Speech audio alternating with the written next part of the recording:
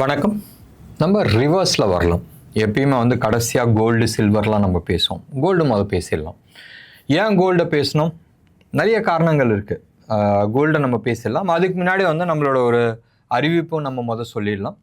நம்மளோட ட்ரைனிங் இருக்குது, right? October 15 அன்றைக்கி நம்மளோட ட்ரைனிங் பேட்ச் ஆரம்பிக்கிறோம். நம்ம ட்ரைனிங் பேட்ச் வந்து ரொம்ப ஃப்ரீக்வெண்ட்டாக கிடையாது. ஒன்ஸ் இன் 6 months 7 months, ஒரு சில டைமில் 9 months கழிச்சு கூட நம்ம ஆரம்பிப்போம். Based on the previous batch முடிக்கிறத பொறுத்த வரைக்கும் நாங்கள் சொல்கிறது வந்து 6 months, பட் இன்வேரியபிளி அதோட ஜாஸ்தி தான் ஆகும். பிகாஸ் நீங்கள் கேட்குற கேள்வி அது மாதிரி தான் நம்ம இன்ட்ராக்ஷன்ஸில் போகிறோம். ஒரு இதுதான் ஸ்ட்ரக்சர்ன்றது கிடையாது. நாங்கள் இப்படி இதெல்லாம் டீச் பண்ண போகிறோம். நீங்கள் எப்படி கற்றுக்க போகிறீங்கன்றது பேஸ் பண்ணி நம்ம எடுத்துகிட்டு போகிறோம். கம்ப்ளீட்டாக உங்களுக்கு கம்ப்யூட்டர் ஆப்ரேட் பண்ண தெரியுமா, எனக்கு அது போகிறோம், மீதி எல்லாமே வந்து நான் சொல்லிக் கொடுக்கறதுக்கு ரெடி.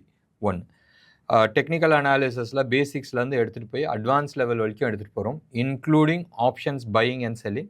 ஆப்ஷன் க்ரீக்ஸை பிரித்து மேயும். அப்போ என்ன ஆகும்னு சொன்னால், என்ன பண்ண போகிறோம், மார்க்கெட் ஏன் ஏறுது இல்லை ஏன் இறங்குதுன்றது ஒவ்வொரு டேட்டா பாயிண்ட்ஸு.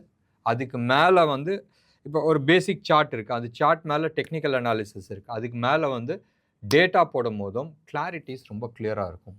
ஒன்று. ரெண்டாவது வந்து ஃபைனலாக நம்ம வந்து எலியட்ஸ் வேவ் டீச் பண்ணும்போதும், எலியட்ஸ் வேவ்ன்றது ஒரு ரோட் மேப்.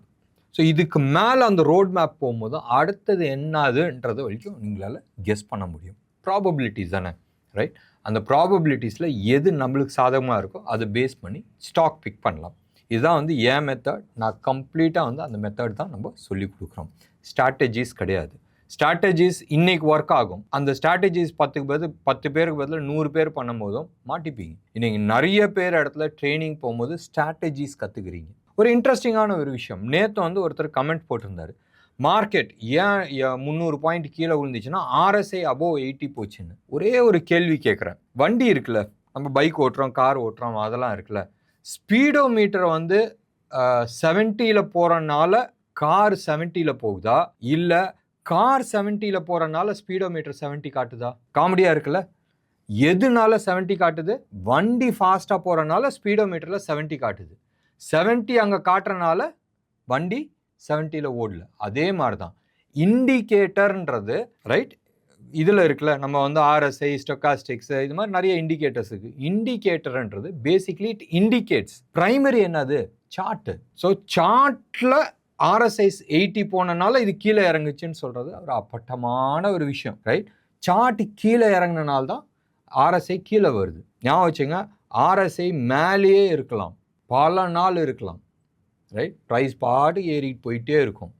ஸோ ஒன்றே ஒன்று ஞாபகம் வச்சுங்க, நிறைய பேர் பண்ணுற தப்பு வந்து என்னான்னு சொன்னால், இண்டிகேட்டர்னால இது இப்படி பிஹேவ் பண்ணுதுன்றாங்க. தப்பு. இது இப்படி போகிறனால அது காட்டுது இப்படி இருக்குன்றது. It only gives you a information. It's a lagging, right? இது நடக்கிறனால இது காட்டுது. ஸோ இதனால இது மாறிச்சுன்னு சொன்னால், சரியா? ஞாபகம் வச்சுங்க. ஸோ இது எல்லாத்தையுமே வந்து நம்ம கவர் பண்ணுவோம். சரி, இன்றைக்கி மார்க்கெட் பற்றி வரலாம். மார்க்கெட்டுக்கு முன்னாடி கோல்டை பற்றி போயிடலாம். கோல்டு வந்து இன்றைக்கி ஆல்மோஸ்ட் $30 வந்து ஏறி இருக்குது டாலர் டேர்ம்ஸில். அதுக்கு பல காரணங்கள். இன்டர்நேஷ்னல் ஜியோ பாலிட்டிக்ஸ் காரணம். இன்னொன்று வந்து டாலர் இண்டெக்ஸ் ஸ்லைட்டாக அந்த 100 ரேஞ்சிலேயே ஊசால் ஆடிட்டுருக்கு. நேற்றுலாம் 99 கீழே வந்துடுச்சு. அண்ட் 99ல் 100 கீழே வந்து 99 பாயிண்ட் சம்திங் இருந்துச்சு. மறுபடியும் அந்த இதில் லாஸ்ட் 4 வீக்ஸாக இந்த ஜோன், ரைட்? கீழே வந்து 99.5, மேலே வந்து 100 பாயிண்ட் சம்திங். இந்த ஜோன்லேயே 4 வாரம் கன்சாலிடேட் ஆகிருக்கு. ஒரு ஷார்ப் அப்சைட் மூவ் வரும். மூவ் வந்துட்டு அதுக்கப்புறமா கீழே வரதுக்கான பாசிபிலிட்டிஸ் நிறையா இருக்குது. எது வேணா இருக்கட்டும், இன்றைக்கி கோல்டு ஆல்மோஸ்ட் $30 ஏறி இருக்குது. அண்ட் க்ளோஸ் டு அபவுட் அந்த பழைய லெவல் $2,700 லெவலில் இருக்குது. ஓடிசி கவுண்டரில் வந்து $2,664 வந்திருக்கு. அதான் நம்ம ஆளுங்க ட்ரேட் பண்ணுறது. ருப்பி டேர்ம்ஸில் இன்ட்ரெஸ்டிங்காக 7,850 ட்ரேட் ஆகிட்டுருக்கு. ஃபர்ஸ்ட் டைம் அந்த லெவலில் டச் ஆகுது. ஏன் டாலர் டேர்ம்ஸில் ஏறல, பட் ருப்பி டேர்ம்ஸில் ஏறிடுச்சுன்னா மெயின் ரீசன் வந்து ருப்பியும் வந்து வீக் ஆகிடுச்சு. அதே 83.90க்கு வந்துருச்சு. இப்போ ரைட் நோ இந்த ப்ரோக்ராம் பண்ணிகிட்டு இருக்கிறது வந்து அரௌண்ட் 745 பக்கமாக நம்ம பண்ணுறோம். அண்ட் 83.70 இல்லை 83.90க்கே போயிடுச்சு. ஸோ அதனால அங்கே ரிஃப்ளெக்ட் ஆகிருக்கு. ஒன்று. சில்வரும் ஆல்மோஸ்ட் 2% அப் ஆகிருக்கு. 1.95% அப் ஆகிருக்கு டாலர் டேர்ம்ஸில். ருப்பியில் அந்த 94 லெவலில் வந்து டச் ஆகிடுச்சு. 94,000 rupees per kg of 999 quality ஜிஎஸ்டியோட. நான் அந்த 7,850 நான் சொன்னதும் அது 24 கேரட் ஜிஎஸ்டியோட இருக்கிற விலை. ஸோ ஃபஸ்ட்டு வீக்னஸ் எங்கே காட்டியிருக்கு, ருப்பி வீக்காக இருக்குது. ரெண்டாவது வந்து கோல்டு வந்து அதுக்கான ரிஃப்ளெக்ஷன் காட்டுது. இது ரெண்டும் ஏதோ ஒன்று தப்பு நடக்குது. அப்போ என்ன ஆயிருக்கு, டாலர் இண்டெக்ஸ் கொஞ்சம் வீக் ஆகிருக்கு. டாலர் இண்டெக்ஸ் கொஞ்சம் வீக்குக்கு பிரச்சனை கிடையாது, அங்கே ஏதோ ஒரு பிரச்சனைகள் ஓடிட்டுருக்கு. அந்த பிரச்சனைக்கான எதிரொலி என்னது, ஸ்டாக் மார்க்கெட் கீழே விழுந்திருக்கு. மார்க்கெட் ஓப்பன் ஆகிடுச்சு 7 மணிக்கு. ஸோ அதனால் யூஎஸ் மார்க்கெட் சொல்லலாம் ஆல்மோஸ்ட் 3% கீழே விழுந்திருக்கு. 350 பாயிண்ட்ஸ் வந்து நம்ம டவ் ஜோன்ஸ் விழுந்திருக்கு. நாஸ்டாக் 1.3% கீழே விழுந்திருக்கு, which is say close to about 250 points கீழே விழுந்திருக்கு. யூஎஸோட ஸ்மால் கேப் 2% பக்கமாக விழுந்திருக்கு, 1.9% விழுந்திருக்கு. இதே கதை தான் வந்து கேக்ஸு டாக்ஸு ஜெர்மனு ஃப்ரான்ஸு பிரிட்டனு இதெல்லாமே வந்து கீழே விழுந்திருக்கு. அதுக்கு அர்த்தம் என்ன, நாளைக்கு நம்ம அமைதியாக இருப்போம், பொசிஷன் வச்சுருக்கிறவங்களோட கெதி ஒன்று. ரெண்டாவது 3ஆம் தேதி நம்ம மார்க்கெட் என்ன ஓப்பன் ஆக போகுதுன்றது கொஞ்சம் பயம் இருக்கும். So market overall market down side risk தான் இருக்குது. And until unless it closes above 26,000. இன்றைக்கி நீங்கள் எடுத்துக்கிட்டிங்கன்னு சொன்னால் ஹையர் சைடில் ஜாஸ்தி போகல, க்ளோஸ் ஆன லெவல் வந்து 25,976 வந்து ஃபியூச்சர்ஸ் க்ளோஸ் ஆகிருக்கு, -13 பாயிண்ட்ஸ். அண்ட் மார்க்கெட் இன்னமும் ப்ரீமியமில் இருக்குது. அண்ட் ப்ரீமியம் எவ்வளோ பாயிண்ட்ஸ் இருக்குது, க்ளோஸ் அபவுட் 200 பாயிண்ட்ஸ் பக்கமாக ப்ரீமியம் இருக்குது. ஸ்பாட் வந்து 796 க்ளோஸ் ஆகிருக்கு, இது 976. ஸோ ஆல்மோஸ்ட் 180 பாயிண்ட்ஸ் ப்ரீமியமில் இருக்குது நிஃப்டியை பொறுத்த வரைக்கும். பேங்க் நிஃப்டியை பொறுத்த வரைக்கும் ஸ்பாட் 52,922. ஸோ அங்கே வந்து ஒரு 78 பாயிண்ட் இருக்குது. அண்ட் ஃபியூச்சர்ஸ் வந்து 53,390. ஸோ ஆல்மோஸ்ட் அபவுட் 450-460 பாயிண்ட்ஸ் வந்து ப்ரீமியமில் இருக்குது. ஸோ மார்க்கெட் ரொம்ப இன்ட்ரெஸ்டிங்காக இருக்குது. இன்ட்ராடே ஸ்விங்கும் வந்து நிஃப்டி வந்து ஆல்மோஸ்ட் 170 பாயிண்ட்ஸ் பண்ணியிருக்கு. அண்ட் பேங்க் நிஃப்டி 493 பாயிண்ட்ஸ் பண்ணியிருக்கு. ப்ராக்டிக்கலி இன்றைக்கி ஒன்றுமே நடக்கலை. செக்டார் வைஸ் நீங்கள் எடுத்துக்கிட்டாலும் தோ நம்ம வந்து சொல்லிக்கலாம் கெமிக்கல் செக்டார்ஸ்லாம் இன்றைக்கி வந்து ஓரளவுக்கு நல்லா பண்ணிச்சு, இது பண்ணிச்சு அது பண்ணிச்சுன்னு, அது பேருக்கு வேணால் நம்ம சொல்லிக்கலாம்.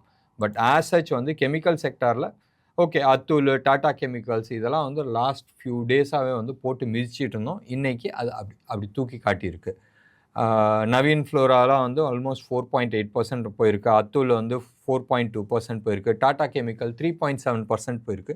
எஸ், கெமிக்கல் செக்டார் ஓரளவுக்கு போயிருக்கு. It is more of a short கவரிங்கான்றது டேட்டாஸ் வச்சு நம்ம பார்க்கணும்.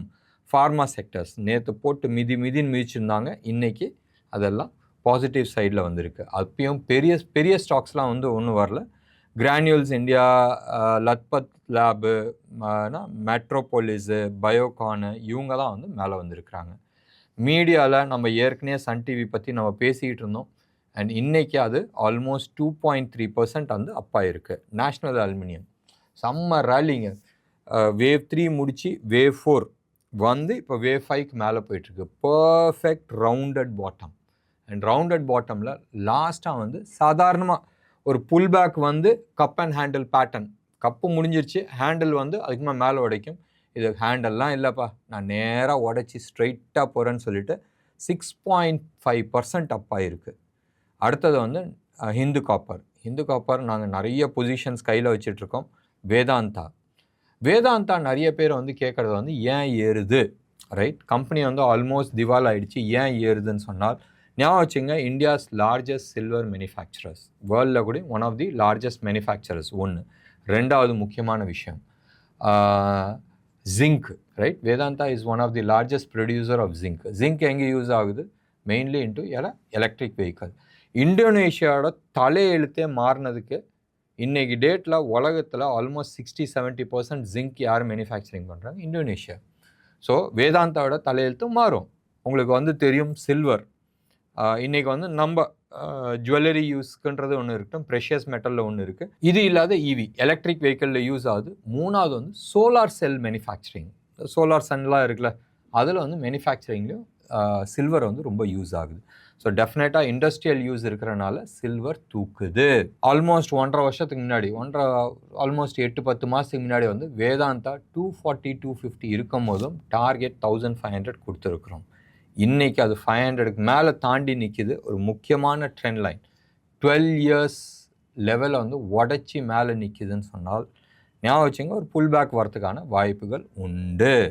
டெக்னாலஜி சைடில் MCX செம்ம ராலி போயிட்டுருக்கு. என்எஸ்சி அவங்க ஐபிஓ வரப்போகிறதா சொல்லிட்டு இருக்காங்க, இதோ வருதுன்னு சொல்லிட்டு இருக்காங்க, வந்துருவாங்க. பட் என்எஸ்சி வரப்போகுதுன்ற பேரில் பிஎஸ்சி செம்ம ரேலி கொடுத்துச்சு போன வாரம். 2 வாரத்துக்கு முன்னாடி ஆல்மோஸ்ட் 1 வீக்கில் வந்து 33% மேலே போச்சு. இது ஒன்று. ரெண்டாவது, எம்சிஎக்ஸும் நியூ ஆல் டைம் ஹையில் மேலே நின்றுட்டுருக்கு. போட்டோம், நல்லது தானே. சரி, பாலிகேப் நியூ ஆல் டைம் ஹையில் இருந்துச்சு, இன்றைக்கி 5% அப்பு. கிராம்டன், சீமென்ஸ், அதாவது கேபிட்டல் குட்ஸ் சைடில் எல்லாமே வந்து டாப் பர்ஃபார்மராக இருந்துச்சு. பார்க்கலாம், ஃபைனல் ரேலியான்றது பார்க்க வேண்டிய ஒரு விஷயம். நம்ம சொல்கிற டேட்டுன்றது ஒன்று, ஞாபகம் இருக்கான்றது தெரியாது. நேற்று மார்க்கெட் உளுந்துச்சு, ஆனால் நான் கான்ஃபிடெண்ட்டாக இல்லை.